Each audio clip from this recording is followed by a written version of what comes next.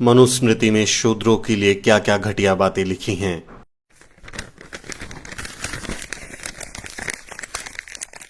मानवता के कल्याण के लिए परम सृष्टिकर्ता ब्रह्मा ने अपने मुख से ब्राह्मणों को जन्म दिया, क्षत्रियों को अपनी भुजाओं से, वैश्यों को अपनी जांघों से और शूद्रों को अपने पैरों से पैदा किया।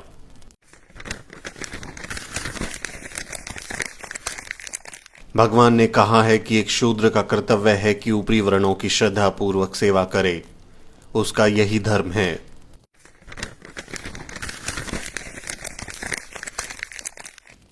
सौ साल के क्षत्रिय को भी एक 10 साल के ब्राह्मण लड़के को अपने पिता के रूप में मानना चाहिए।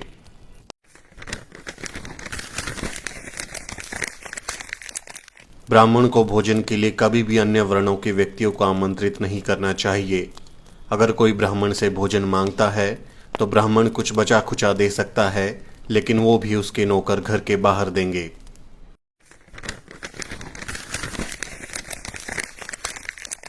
वो जो शूद्र विद्यार्थियों को निर्देश देता है और वो जिसका शिक्षक एक शूद्र है, वो श्राद्ध में आमंत्रित होने के लिए अयोग्य हो जाएगा।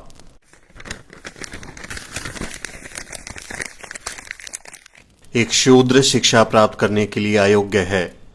ऊपरी वर्ण शूद्र को शिक्षा या सलाह ना दें।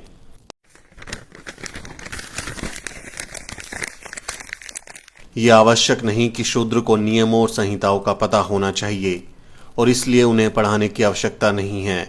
जो इसका उल्लंघन करेगा वो नरक में जाएगा।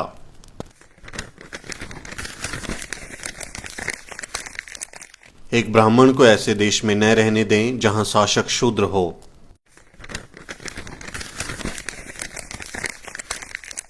शूद्रों की उपस्थिति में वेदों को कभी नहीं पढ़ना चाहिए।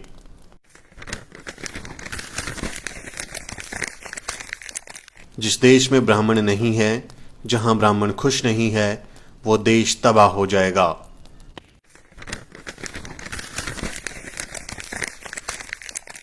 सिर्फ एक ब्राह्मण सभ्य होता है, वो न्यायाधीश के रूप में कार्य करे, लेकिन शूद्र कभी ऐसा नहीं कर सकता।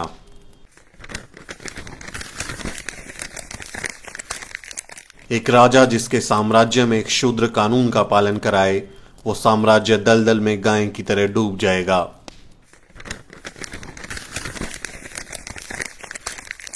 अगर कोई ब्राह्मण को गुलाम बनाने की कोशिश करता है तो उस पर 600 पण का जुर्माना लगाना चाहिए।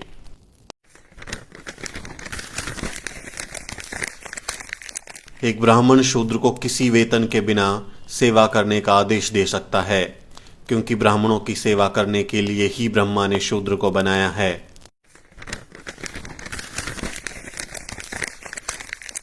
भले ही एक ब्राह्मण शूद्र को गुलामी से मुक्त कर दे, लेकिन शूद्र फिर भी गुलाम बना रहता है। किसी को भी उसे मुक्त करने का अधिकार नहीं है।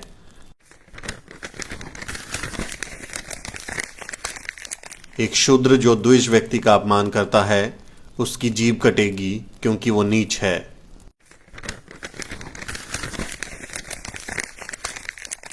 अगर शूद्र द्विज नामों और जातियों का उल्लेख करता है तो एक 10 उंगली लंबी लोहे की कील गर्म करके उसके मुंह में डाल दी जाए।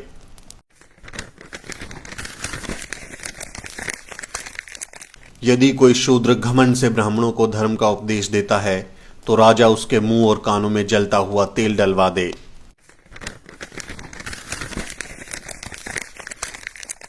एक शूद्र जो ऊंची जाति के महिला के साथ संभोग करता है तो उसे मौत के घाट उतार दिया जाना चाहिए और उसकी संपत्ति को जब्त कर लिया जाना चाहिए।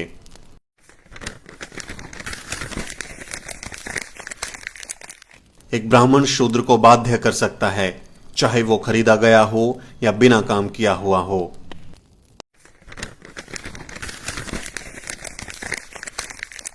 किसी भी शूद्र के पास खुद की संपत्ति नहीं होनी चाहिए। उसके पास खुद का कुछ भी नहीं होना चाहिए। एक धनी शूद्र का अस्तित्व ब्राह्मणों के लिए बुरा है। एक ब्राह्मण शूद्र के माल पर अधिकार कर सकता है।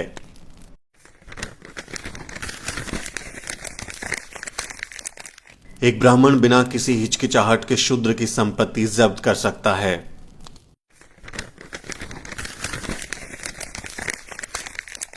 एक शूद्र जो सिर्फ अपना पेट भरना चाहता है, एक वैश्य की सेवा कर सकता है। यदि वो जीवित रहने का स्थायी साधन चाहता है तो वो एक क्षत्रिय की सेवा कर सकता है, लेकिन अगर वो स्वर्ग जाना चाहता है या अगली पीढ़ी में उच्च या श्रेष्ठ जन्म चाहता है तो उसे ब्राह्मण की सेवा करनी चाहिए।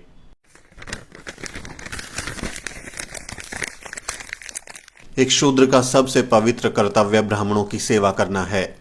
हमेशा ब्राह्मण शब्दों का अत्यंत भक्ति के साथ पाठ करना चाहिए। ऐसे शूद्र को मोक्ष मिलेगा, अन्यथा वो बहुत बुरी मौत मर जाएगा और सबसे बुरे नरक में जाएगा।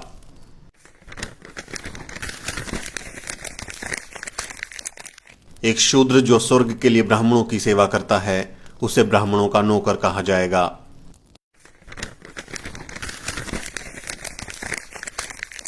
शूद्रों का सबसे बड़ा काम सिर्फ ब्राह्मणों की सेवा करना है। इसके अलावा वो जो भी कुछ करेगा उसे उसका कोई फल नहीं मिलेगा।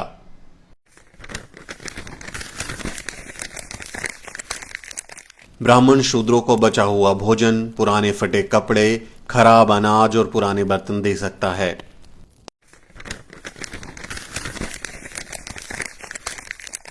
शूद्र जरा सा भी धन संग्रह नहीं कर सकता, भले ही उसके पास इसे बनाने की शक्ति हो, क्योंकि एक अमीर आदमी गर्व करता है जिससे ब्राह्मणों को दर्द होता है।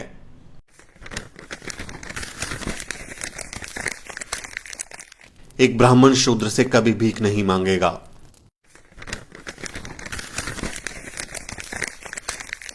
शूद्र किसी अन्य वर्ण में शादी नहीं कर सकता।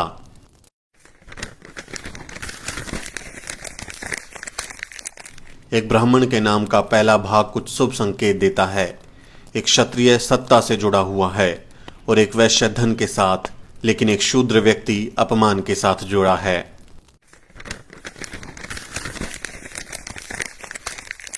एक ब्राह्मण के नाम का दूसरा भाग क्षत्रिय का एक शब्द सुख देने वाला शब्द होता है, जो वैश्य की रक्षा करने वाला और शूद्र की अभिव्यक्ति निरूपण सेवा का शब्द व्यक्त करने वाला होता है।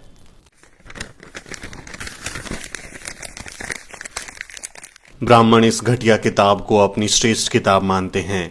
ये किताब जलाई जानी चाहिए। इसीलिए बाबा साहब डॉक्टर अम्बेडकर ने 25 दिसंबर 1927 को मनुस्मृति दहन किया था।